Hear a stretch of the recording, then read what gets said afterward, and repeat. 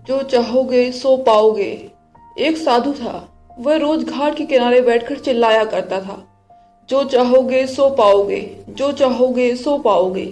बहुत से लोग वहां से गुजरते थे, पर कोई भी उसकी बात पर ध्यान नहीं देता था और सब उसे एक पागल आदमी समझते थे।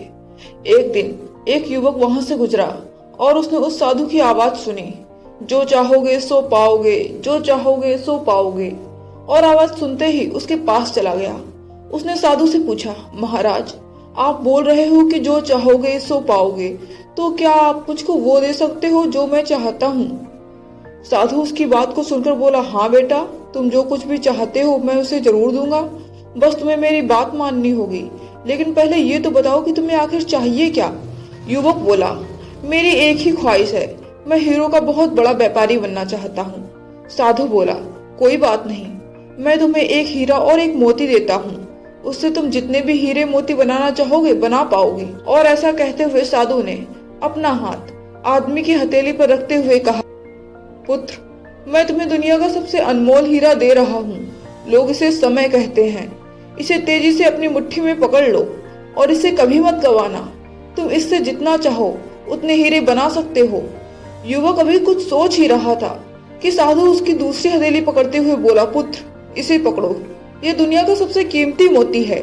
लोग इसे धैर्य कहते हैं। जब कभी समय देने के बावजूद परिणाम ना मिले, इस कीमती मोती को धारण कर लेना।